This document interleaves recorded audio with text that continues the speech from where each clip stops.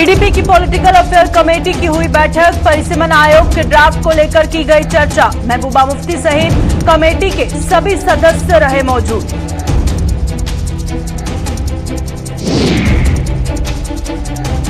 लंबित भर्तियों को रद्द करने का मामला गरमाया और भाजपा ने भी किया सरकार के फैसले का विरोध। यूटी सरकार से फैसले को वापस लेने की मांग।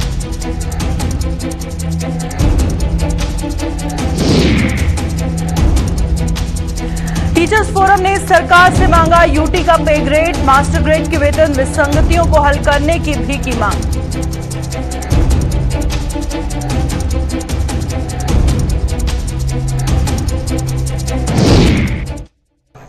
नमस्कार, जम्मू कश्मीर का ये बुलेटिन देख रहे हैं आप और मैं हूं प्रियंका आपके साथ। बुलेटिन की शुरुआत करेंगे श्रीनगर की खबर के साथ, क्योंकि श्रीनगर में आज पीडीपी की पॉलिटिकल अफेयर्स कमेटी की बैठक हुई है और पीडीपी की अध्यक्षा महबूबा मुफ्ती के आवास पर हुई इस बैठक में महबूबा मुफ्ती सहित पॉलिटिकल अफेयर कमेटी के तमाम सदस्यों ने भाग लिया। बैठक में परिसीमन आयोग द्वारा की गई हदबंदी की सिफारिशों को लेकर चर्चा की गई।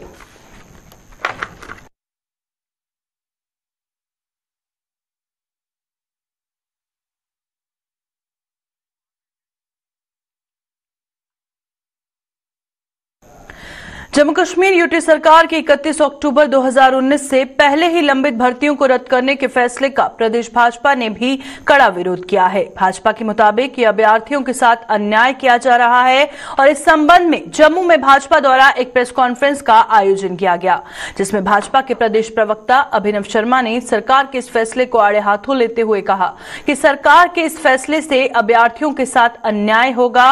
उन्होंने यूटी सरकार से अपने आदेश को वापस लेने और लंबित भर्ती प्रक्रिया को जल्द पूरा करने की मांग की, ताकि अभ्यर्थियों को न्याय मिल सके।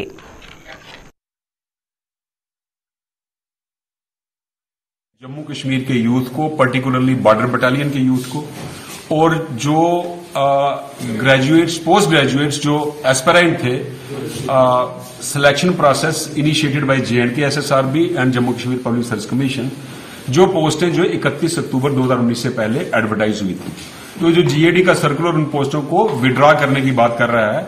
हम बॉर्डर बटालियन के बच्चों के साथ भी और इस जीएडी के डिसीजन के जरिए जो बच्चे एग्रीव्ड हैं, भारतीय जनता पार्टी उनके साथ खड़ी है और एलजी साहब से एक रिक्वेस्ट करती है, मोहतवाना गुजारिश करती है कि बॉर्डर बटालियन की वैकेंसीज जो हैं वो ऑलरेडी एडवर्टाइज्ड नोटिफिकेशन के मुताबिक उनके सिलेक्शन प्रोसेस कंप्लीट करे और इनको री एडवर्टाइज ना करे, क्योंकि जो नए लॉज डोमिसाइल का कंसेप्ट है वो फ्यूचर वैकेंसीज को लगता है, एग्जिस्टिंग वैकेंसीज को नहीं लगता। दूसरा, जीएडी का सर्कुलर जो ये कहता है कि 31 अक्टूबर 2019 से पहले जितनी नॉन गेस्टेड पोस्टें एसएसआरबी को और गेस्टेड पोस्टें पीएससी को रेफर हुई थी, जिनमें सिलेक्शन प्रोसेस कंप्लीट नहीं हुआ या कोर्ट की वजह से रुका हुआ है, उनको विड्रॉ करके री एडवर्टाइज करना है। वो डिसीजन भी हमारे मुताबिक गलत है, क्योंकि उनमें बच्चों का कोई कसूर नहीं है। जो जम्मू कश्मीर टीचर्स फोरम ने सरकार से अन्य केंद्र शासित प्रदेशों के टीचरों के पे ग्रेड की तर्ज पर जम्मू कश्मीर यूटी के टीचरों को भी पे ग्रेड देने की मांग की। जम्मू में फोरम द्वारा आयोजित एक प्रेस कॉन्फ्रेंस के दौरान जम्मू कश्मीर टीचर्स फोरम के चेयरमैन गणेश खजूरिया ने कहा कि सरकार ने जम्मू कश्मीर को यूटी तो बनाया, लेकिन उन्हें यूटी के मुताबिक पे ग्रेड नहीं मिला। इसके अलावा उन्होंने मास्टर ग्रेड के टीचरों की वेतन विसंगति के मामले को भी हल करने की मांग की। इसके साथ ही उन्होंने सरकार द्वारा स्कूल खोले जाने की प्रक्रिया का भी स्वागत किया और टीचरों से स्कूलों में अधिक समय देकर छात्रों की पढ़ाई के नुकसान की भरपाई करने की भी अपील की।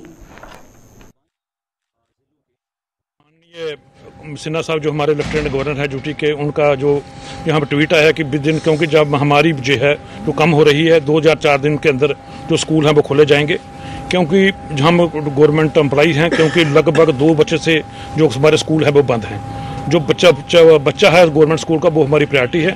उस प्रायोरिटी को मद्देनजर रखते हुए जैसे गवर्नमेंट स्कूल खुलती है, हमारा जो टीचरों का, मैं being chairman Jammu Kashmir teacher forum और अपने प्रेसिडेंट साहब की ओर से आह्वान करूंगा अपने टीचर कमेटी को कि वो बच्चों को, गरीब बच्चों को स्कूलों में पढ़ाएं। 0 पीरियड लेकर अगर एक्स्ट्रा टाइम भी देना पड़ता है, फिजिबल है, बच्चों को पढ़ाया जाए, ताकि लगभग जो 2 बच्चों ने जहाँ जो उनका पढ़ाई का लॉस हुआ है उसको हम पूरा करें। और उसके साथ साथ क्योंकि ये यूटी है, मैं गवर्नर साहब से कहूँगा कि अगर हमें यूटी बनाई गई तो हमें सिर्फ उन्होंने जो जहाँ पर ट्रांसपोर्ट अलाउंस था वही मिला। जो यूटी के ग्रेड्स हैं और जम्मू कश्मीर के जो ग्रेड्स हैं वो पुराने ग्रेड हैं। अगर यूटी बनाई गई, हमें जो यूटी के ग्रेड हैं वो हमारे यूटी के ग्रेड दिए जाएं। और हमारी एक मास्टर ग्रेड की पे अनामली बहुत देर से लटक रही है, वो उसकी फाइल पे अनामली कमेटी में, मैं उनको कहांगे इसमें इंटरमीन करें वो गवर्नर साहब, और हमारी पे अनामली का मसला जो है हल किया जाए। सांबा जिले के गगवार ब्लॉक के गांव संधी में पेड़ों की अवैध कटाई के मामले में प्रशासन ने कार्रवाई करने का आश्वासन दिया है। प्रशासनिक अधिकारी ने इस मामले में जांच कर उचित कार्रवाई करने का भरोसा दिया। और आपको बताते चले कि वन विभाग की जमीन पर अवैध रूप से पेड़ों की कटाई को लेकर ग्रामीणों ने आवाज उठाई थी, जिसके बाद प्रशासन ने हरकत में आते हुए मामले में जांच का आश्वासन दिया। अभी तक जो पता लगा है तो परमिशन इनके पास नहीं मिली है। फॉरेस्ट के ऑफिशियल भी बुलाए हैं, तो पुलिस के लोग भी हैं। तो इसमें जो भी लीगल एक्शन होगा वो किया जाएगा। तो आपको इसके बारे में अवगत करा दिया जाएगा। आखिरकार सर ये कौन लोग थे? सर कितने पेड़ काटे गए हैं सर? मतलब आम आदमी के लिए यहाँ कोई भी सुविधाएं नहीं है? कोई नहीं, जो इसमें लीगल एक्शन होगा वो हम करेंगे। तो और जो फर्दर इसमें डेवलपमेंट होगी। खैर की कटाई हुई है सर? खैर की कटाई हुई है कितने? ये फॉरेस्ट के ऑफिशियल देख रहे हैं किस किस्म के पेड़ थे, वो मेरे को इसके बारे में अभी अपडेट नहीं है। जो भी एक्शन होगा लीगल हम कर रहे हैं। केंद्र और यूटी सरकार द्वारा आए दिन जम्मू कश्मीर में विकास के बड़े बड़े दावे किए जाते हैं और सरकार के इन दावों में कितनी सच्चाई है, इसका जीता जागता नमूना जिला रामबन के हिंगनी में देखने को मिलता है, जहां आजादी के 73 साल बीत जाने के बाद भी लोग पुल जैसी बुनियादी सुविधा से वंचित हैं। क्षेत्र के लोगों का आरोप है कि वो पुल की मांग को लेकर कई बार स्थानीय प्रशासन और जनप्रतिनिधियों से भी गुहार लगा चुके हैं, लेकिन सभी ने इस क्षेत्र की हमेशा अनदेखी की है। जो ये पुल है इसकी बहुत प्रॉब्लम है, हमारे बच्चे दर है, हम खुद परेशान हैं। जब कोई बारिश होती है कुछ हम बहुत मजबूर होते हैं, ना ये पुल टप पाते हैं। अगर अकेला इंसान होता है तो हमें बहुत मुश्किलात होती है। जी हम यही कि हमारी मांग है जो पूरी हो। उजागर करते हैं। मेरी यही गुजारिश है कि हमें सिर्फ यहाँ जो आते हैं नेता लोग सिर्फ वोट वसूल करते हैं, उसके अलावा हमारा कोई हक ही नहीं है। आपने अपनी आंखों से देखा कि छोटे छोटे बच्चे, स्कूलिंग बंद हो गई है, कोई पढ़ने का सिस्टम नहीं है। यहाँ से कैसे छोड़े कैसे जाए, बहुत मुश्किलात है। हम यही गुजारिश करते हैं आपके माध्यम से डिस्ट्रिक्ट एडमिनिस्ट्रेशन को भी, एलजी एडमिनिस्ट्रेशन को भी, ताकि यहाँ कम से कम इस ब्रिज के लिए अबेटमेंट बने हुए हैं, इसके लिए अगर कुछ सिस्टम हो जाए तो हमें इस से छुटकारा मिलेगा, वरना हम मौत के मुंह में हैं। 15-20 साल से ये ब्रिज को बिल्कुल खतरे में है। यहाँ तकरीबन एक लड़की की डेथ भी होगी इसी पुल से, और उसका भी किसी ने पूछ नहीं किया। हमें सालों साल रिक्वेस्ट करनी पड़ती है हर डिपार्टमेंट से, कोई हमारी सुनता ही नहीं है। अब स्कूल खुलेंगे, हमारे बच्चे स्कूल जाएंगे तो वो तरफदार है। हम पढ़ाई से भी बिल्कुल खजल होकर हमारे बच्चे रह गए। अब जाएंगे तो जाएंगे कैसे? ना वहाँ रास्ता है ना यहाँ रास्ता है, तो ब्रिज तो ये एक ही है, इसी से क्रॉस होना है। तो जब क्रॉस होने के लिए रास्ता नहीं तो बच्चे कहाँ जाएंगे स्कूल? हमारे आने वाले जो नस्ल है वो बिल्कुल इस पुल की वजह से बर्बाद हो चुकी है।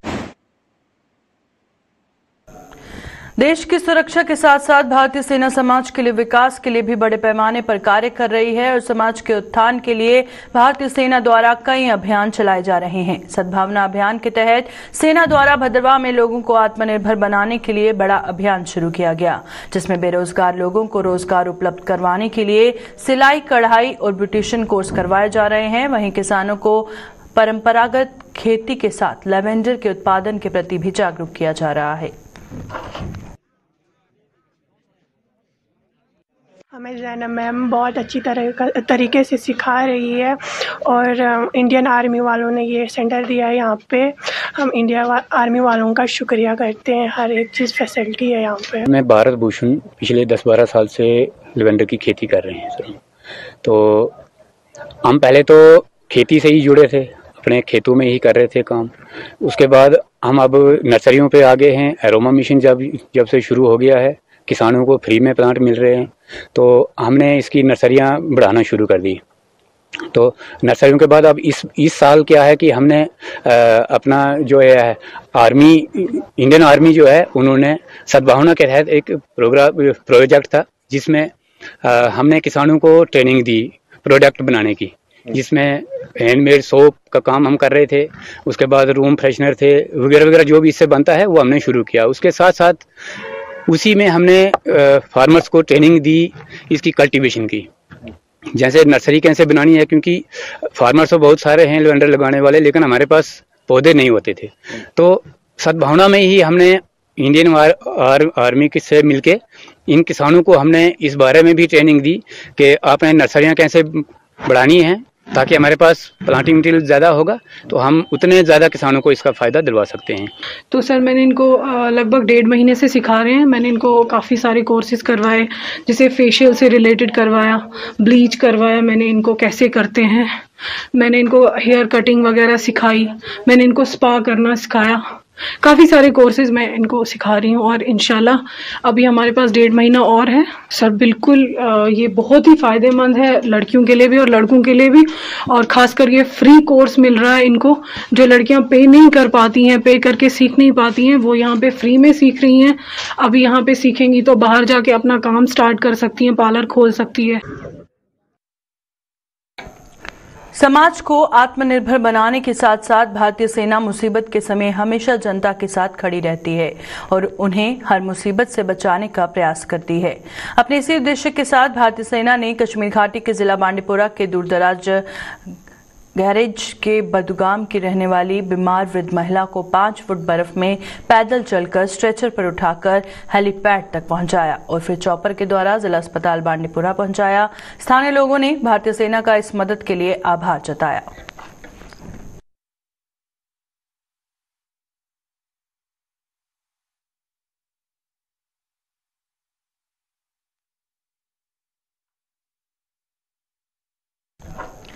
खाने के तेल के आसमान पर पहुंचे दामों ने किसानों को सरसों की याद दिला दी, जिसको किसान लगभग भूल चुके थे।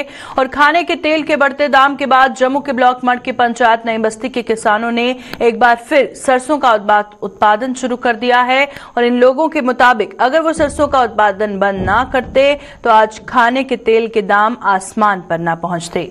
किसानों के मुताबिक अब नई बस्ती पंचायत में 70% किसानों ने दोबारा सरसों का उत्पादन शुरू किया और किसानों को उम्मीद है कि इस उत्पादन से जहां उन्हें शुद्ध तेल उपलब्ध होगा, वहीं बाजार में भी खाने के तेल के दामों में गिरावट आएगी। पहले सरसों नहीं लगाने का कारण यही था कि किसान सोचते थे कि तेल हमें मिल जाएगा, सस्ते रेट में मिल जाएगा।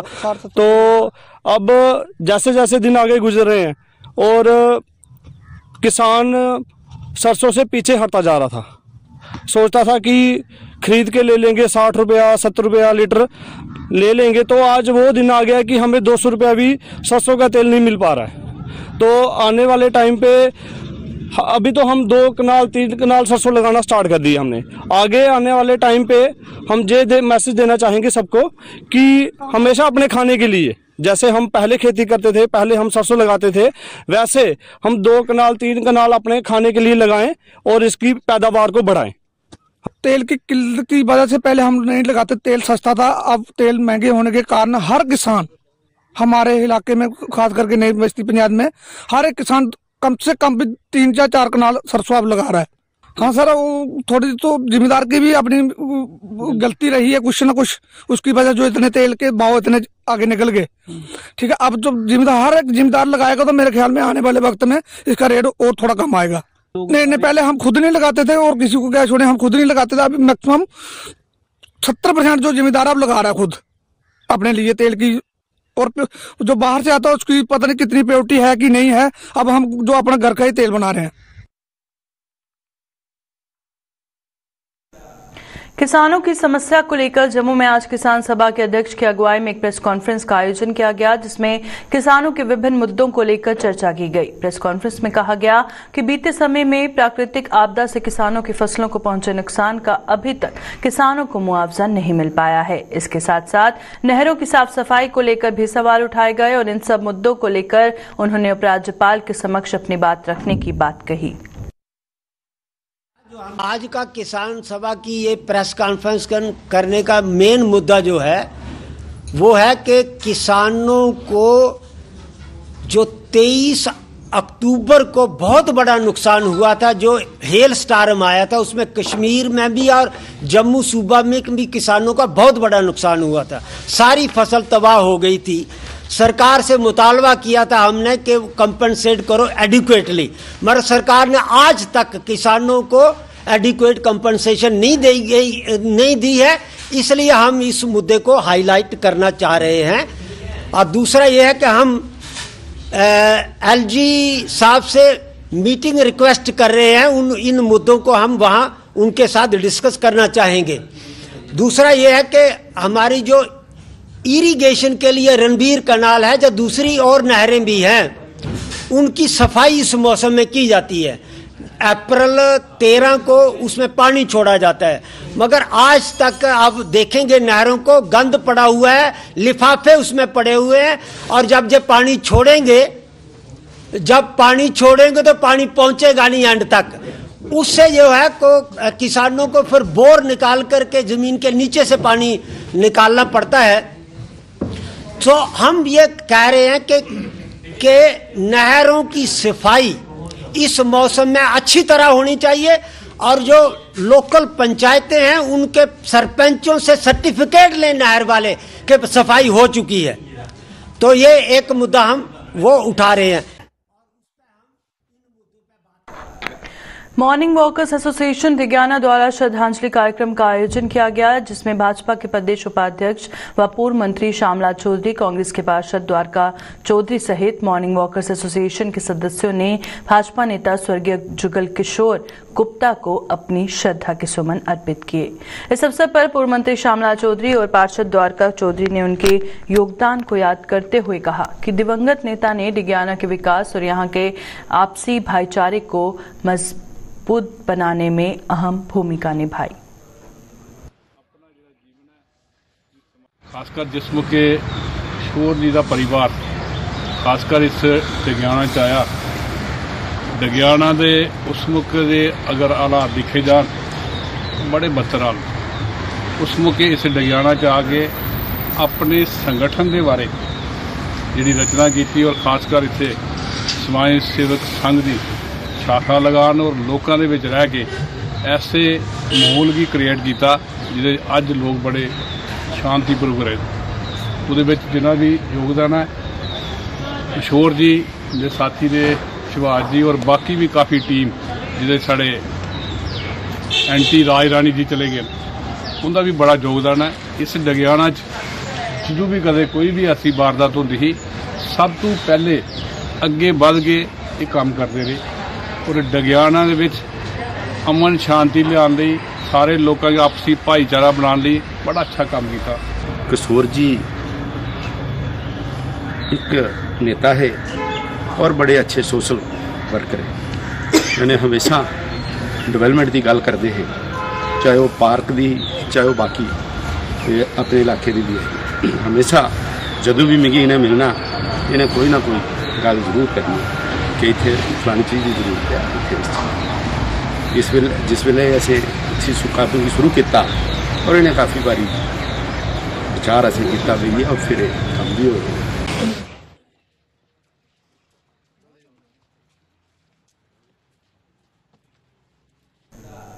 अखनूर में आज़ादी के 75 वर्ष पूरे होने पर आज़ादी के अमृत महोत्सव के उपलक्ष्य में एक अभियान अखनूर द्वारा कामेश्वर मंदिर में प्रदर्शनी का आयोजन किया गया और इस प्रदर्शन के आयोजन का उद्देश्य युवा पीढ़ी को नेताजी सुभाष चंद्र बोस के जीवन और उनके योगदान के प्रति जागरूक करना है। इस दौरान युवाओं ने अपने अंदाज में भारत माता के सपूतों को याद किया।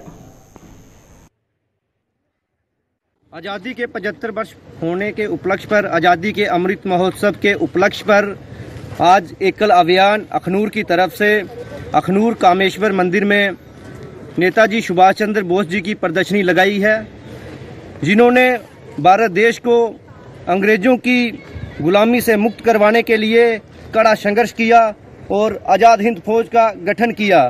और हम सब आज नेताजी सुभाष चंद्र बोस जी की कड़े संघर्ष और बलिदान की वजह से ही आज हम एक लोकतांत्रिक भारत देश में रह रहे हैं। ज्ञान यहाँ का गंगा जल सा निर्मल है या विराम है, हर बाला देवी की प्रतिमा बच्चा बच्चा राम है, बच्चा बच्चा राम है।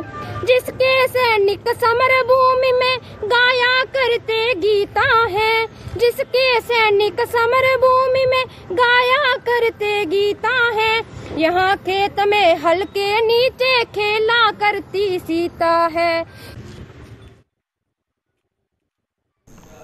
संत कबीर साहब की नई मूर्ति की स्थापना से पहले बिश्ना सदगुरु कबीर द्वारा भव्य शोभा यात्रा निकाली गई, जिसमें बड़ी संख्या में हर धर्म के संत कबीर को मानने वाले लोगों ने भाग लिया।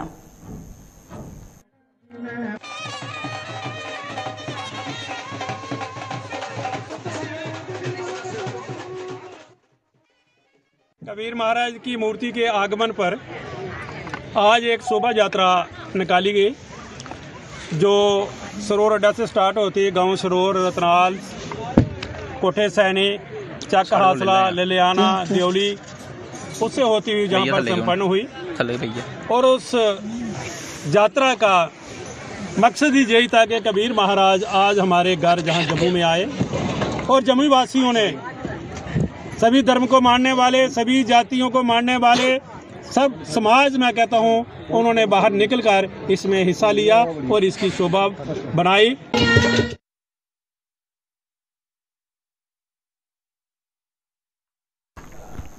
जम्मू नगर निगम की public health and sanitation committee के चेयरमैन राजकुमार ने वार्ड नंबर 55 टेली का दौरा किया और इस दौरान उन्होंने लोगों की पानी की समस्या को दूर करने के लिए वाटर स्कीम के निर्माण कार्य का शुभारंभ किया।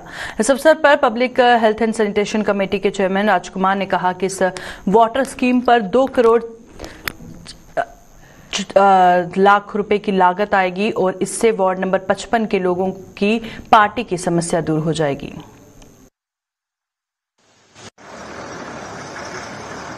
आज बड़ी खुशी की बात है कि हमारी चाड़क बिरादरी जो जहाँ पर रहती है, उनकी वजह से 2 करोड़ 44 लाख रुपए की जो स्कीम है डेली के लिए प्रॉपर, वो सैंक्शन हुई है। सरकार ने इसमें एक OHD टैंक, दूसरा रिजर्वायर और ये ट्यूबवेल जो रखा है, साथ में पाइपों का भी जो प्रोविजन है बड़ा अच्छे तरीके के साथ रखा है। मैं सभी लोगों को, खासकर चाड़क बिरादरी को ये मुबारकबाद देना चाहूंगा और उनका बहुत ही आभार प्रकट करना चाहूंगा, क्योंकि जितने सारे लोग इस एरिया में रहते हैं उनको ध्यान में रखते हुए उन्होंने ये संज्ञान लिया। मैं इनका बहुत ही आभार प्रकट करना चाहूंगा।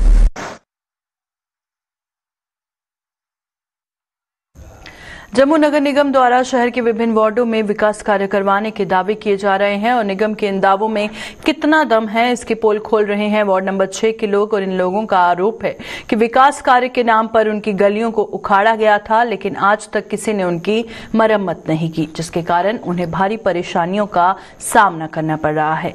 इन लोगों के मुताबिक गलियों की मरम्मत न होने के कारण वार्ड की सफाई व्यवस्था भी प्रभावित हुई है और लोगों का आरोप है कि वो कई बार गलियों की मरम्मत को लेकर जम्मू नगर निगम से गुहार लगा चुके हैं, लेकिन अभी तक निगम ने गलियों की मरम्मत को लेकर कोई कदम नहीं उठाया।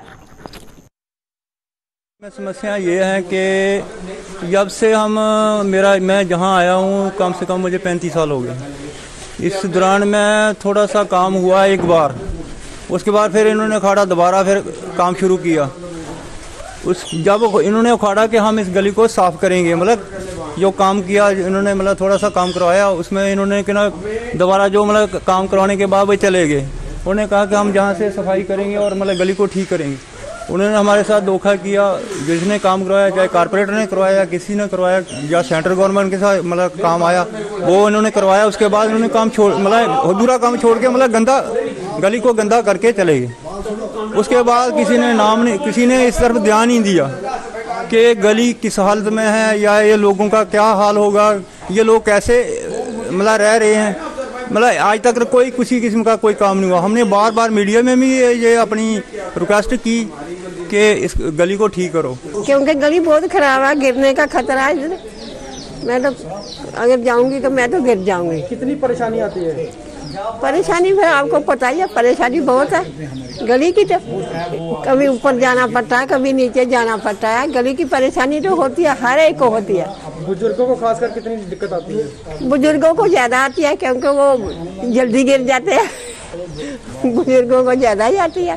ठीक हो थे, सफाई वाली भी सफाई करे, सफाई कितने करे, बस यही है कि इन्हें ठीक हो जाए। ऊपर तो लाके नीचे तारी देखो आप कितना गंद पड़ा है इस गली में।